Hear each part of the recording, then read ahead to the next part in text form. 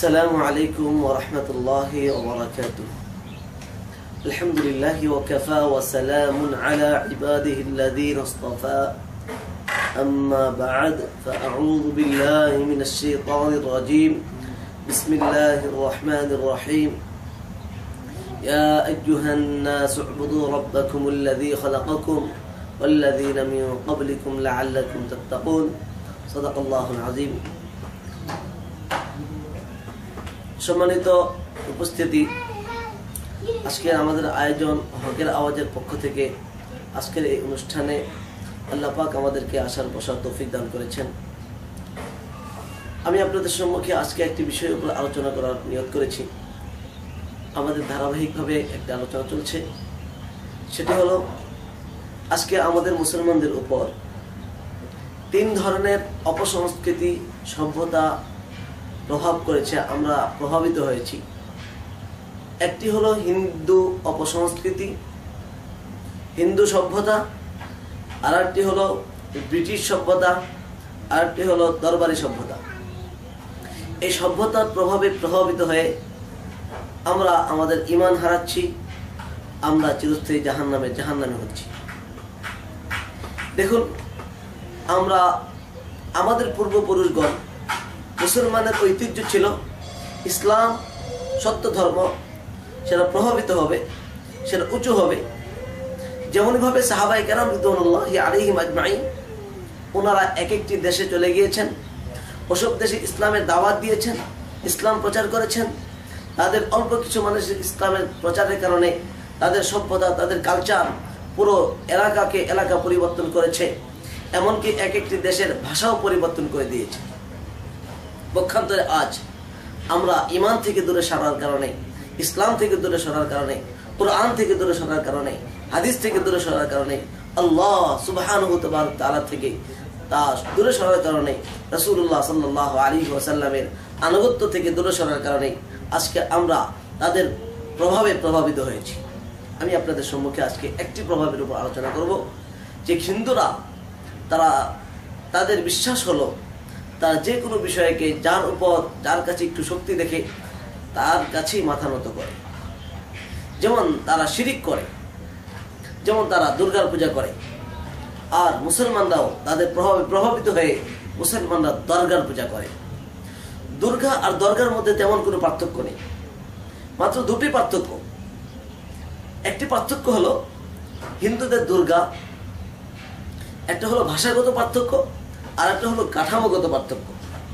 দুর্গা বানান করলে আমরা দেখবো দয়রস্যকার দু গয়রেফ আকার গা, দুর্গা।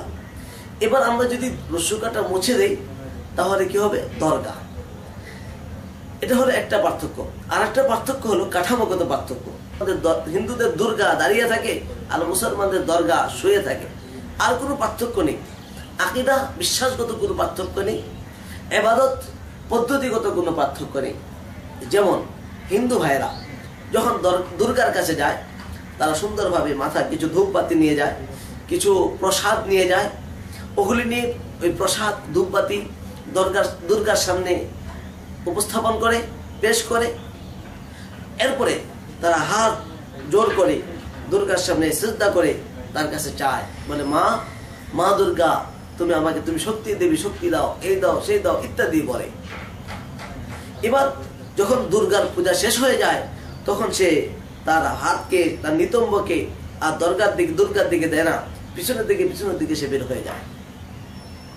তেমনই ভাবে দরগাওয়ালা, এই হিন্দুদের এই প্রভাব মুসলমানদেরকে পড়ার কারণে এক শ্রেণীর মুসলমান তারা হিন্দুদের মতো দরগার পূজা করে। হিন্দুরা যেমন নাকি প্রসাদ নিয়ে গিয়েছিল, ধূপবাতি নিয়ে গিয়েছিল, এমনই ভাবে মুসলমানরা কিছু বাতাসা, কিছু তবারক নিয়ে যায়, কিছু ধূপবাতি নিয়ে যায়। নিয়ে হিন্দুরা যেভাবে নাকি মাথা নত করে, হাত জোর করে, সিজদা করে তারা মার কাছে চেয়েছিল, যেহেতু হিন্দুরা মাটিকে শেষ করে ফেলেছে, আর বাকি রইল কি? বাবা। এবার মুসলমানরা বাবা বলে ডাক দেয়, বাবা অমুক বাবা, কেবলা বাবা, দয়াল বাবা, কত বাবা ডাক দিয়ে বলে যে বাবা তুমি আমাকে, মহিলারা যায় গিয়ে বলে বাবা আমার সন্তান নেই, আমাকে একটা সন্তানের ব্যবস্থা করো। পুরুষরা যায় বলে বাবা আমার তো মামলা মুকদ্দমা আছে, ওই মামলা মুকদ্দমাটাকে আমার দূর করে দাও ইত্যাদি। এই সমস্ত কারণে আমরা দেখব যে আমাদের হিন্দুদের এই প্রভাব আমাদের উপর পড়েছে। এবার দরগাওয়ালা যখন নাকি মাথা সেজদা করে পিছনের দিকে বের হয়ে যায়, হিন্দুরা যেমন নাকি তার নিতম্ব দুর্গার দিকে দিত না সম্মানের কারণে, এবার মুসলমানও তার দরগা, তার নিতম্ব আর দরগার দিকে দেয় না, পিছনের দিকে বের হয়ে যায়। এই জন্য বন্ধুরা, আর দরগা, এই দরগা যেমন নাকি তারা পূজা করে, দুর্গা দরগার মধ্যে তেমন কোনো পার্থক্য নেই। এবার আসুন আমরা দেখি আল্লাহ সুবহানাহু ওয়া তাআলা এই দরগা পূজা সম্পর্কে, দুর্গা পূজা সম্পর্কে কি বলে। আল্লাহ রাব্বুল আলামিন দুর্গা এবং দরগা সম্পর্কে বলেন, ইন্নাল্লাযীনা তা'বুদুনা মিন দুনিল্লাহি ইবাদুন আমসালুকুম, তোমরা আল্লাহকে বাদ দিয়ে যাদেরকে পূজা করো, যাদের উপাসনা করো, ইবাদুন আমসালুকুম, তারা তোমাদের মতোই মানুষ। অতএব তাদের কোনো ক্ষমতা নেই, লা ইয়াদুরুকুম শাইআ, তারা তোমাদের কোনো উপকার করতে পারবে না, তোমাদের কোনো ক্ষতিও করতে পারে না। এই জন্য ভাই দোস্ত বুজুর্গ, আমাদেরকে এক আল্লাহর পূজা করতে হবে, এক আল্লাহর সাথে কোনো শরীক করা যাবে না, অংশীদার করা যাবে না। আল্লাহ রাব্বুল আলামিন বলেন, ইয়া আইয়ুহান নাস উ'বুদু রাব্বাকুম, হে মানুষ সকল, মানুষ, হিন্দুরা মানুষ, খ্রিস্টানরা মানুষ, বৌদ্ধরা মানুষ, সকল মানুষকে আল্লাহ পাক বলছেন, হে মানুষ সকল, উ'বুদু রাব্বাকুম, তোমরা ইবাদত করো, তোমরা বন্দেগী করো, তোমরা উপাসনা করো, তোমরা পূজা করো তোমাদের স্রষ্টা, তোমাদের প্রতিপালকের, যিনি তোমাদের খাওয়ান পরান সবকিছু করেন। এই জন্য আমাদেরকে দুর্গা পূজাও করা যাবে না, দরগা পূজাও করা যাবে না, আল্লাহ ছাড়া আর কারোর সামনে মাথা নত করা যাবে না। আল্লাহ পাক বলেন, ওয়াকাযা রাব্বুকা আল্লা তা'বুদু ইল্লা ইয়্যা, তোমার আল্লাহ ফয়সালা করে দিয়েছেন তুমি আল্লাহ ছাড়া আর কারোর সামনে তোমার মাথা নত করতে পারবে না। প্রিয় বন্ধুগণ, আমাদেরকে শুধুমাত্র আল্লাহ রাব্বুল আলামিনের সামনেই মাথা নত করতে হবে, আর কারোর সামনে মাথা নত করা যাবে না। আসুন আমরা দুর্গা পূজা ছেড়ে দেই, দরগা পূজা ছেড়ে এক আল্লাহর পূজা শুরু করি। আল্লাহকে যদি মানতে পারি তাহলে আমরা দুনিয়াও পাবো, আখিরাতেও পাবো। আর অপসংস্কৃতি থেকে, হিন্দুয়ানি সংস্কৃতি, তাদের সভ্যতার থেকে আমরা বেঁচে আমরা এক আল্লাহকে আরেক আল্লাহকে পূজা করার চেষ্টা করি। আল্লাহ রাব্বুল আলামিন আমাদেরকে অপসংস্কৃতি থেকে বেঁচে হকের কথা, হকের আওয়াজ সারা বিশ্বের মধ্যে ছড়িয়ে দেওয়ার তৌফিক দান করুন, এবং সকল অমুসলিম ভাইদেরকে, মুসলমান ভাইদেরকে ইসলামের দাওয়াত দেওয়ার তৌফিক দান করুন, এক আল্লাহর ইবাদত করার তৌফিক দান করুন।